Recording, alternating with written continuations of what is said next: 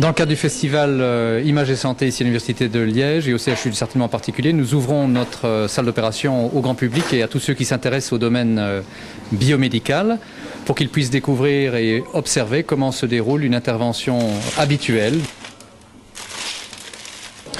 Les chirurgiens sont très demandeurs pour pouvoir présenter des opérations qu'ils pratiquent régulièrement. Donc ce ne sont jamais des opérations pour nous extrêmement difficiles ou extrêmement complexes. On ne le ferait pas en direct, pas en live, parce que le stress est trop important. Donc ce sont des opérations, je dirais, quasiment quotidiennes.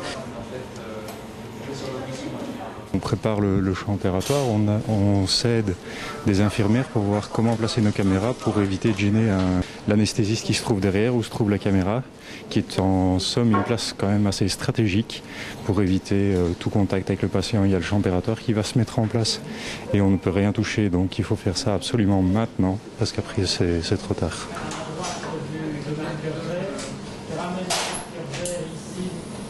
Une caméra qui sera située au-dessus du champ opératoire, c'est-à-dire au-dessus du patient, permettra de faire en sorte que tout le monde puisse voir le champ opératoire et plus particulièrement certaines zones où nous serons en train d'opérer.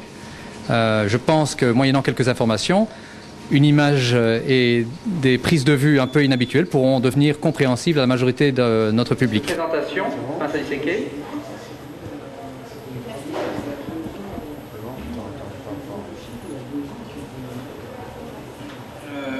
une valve bicuspide. Mais les contraintes tournées en milieu médical, c'est surtout qu'il y a donc l'intervention chirurgicale, donc on dépend de l'intervention chirurgicale, donc du médecin du programme, et en même temps quand même toute la transmission donc technique, donc fait une liaison de quartier opératoire vers donc un auditoire. La chirurgie ophtalmologique. On passe salle 11. On en parle tellement de choses qu'on ne sait pas voir, et là on sait voir. On parle du curare, on te parle d'intervention, on parle de pas mal de choses. Que c'est de la théorie, mais ici c'est de la pratique. C'était une occasion de voir des choses concrètes. En fait, on étudie en soins infirmiers et on nous parle d'opérations. On nous fait des schémas au tableau, mais là on a pu voir en temps réel comment ça se passait. Salle 11.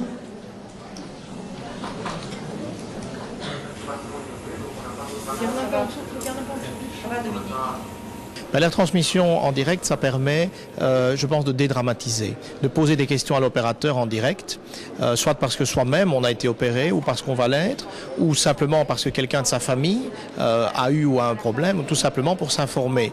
Et rien de tel que s'informer au travers de l'image. Il y a une interactivité complète avec la possibilité de poser en permanence des questions à l'opérateur. Il y a un duplex son qui est tout à fait complet. Par la suite, si elles veulent un enfant, est-ce qu'il y a des risques à propos des nausées, des vomissements, qu'il y ait des complications sur le bypass? Il n'y a pas de complications particulières. En fait, là, l'endroit où on travaille, c'est plutôt la partie haute du ventre, donc la partie basse où il y a des organes gynécologiques n'est pas touchée. En fait, je suis médecin ophtalmologiste et ça m'intéresse toujours de voir la chirurgie d'autres disciplines. Alors, c'est de la chirurgie en direct et c'est toujours très bien à voir. Ça, c'est la troisième fois que je participe. Il y a 2 ans d'ici, de nouveau, j'avais réalisé une intervention cardiaque. Franchement, pendant l'intervention, on est concentré. On ne se rend pas compte qu'on était filmé, sauf quand on nous pose des questions.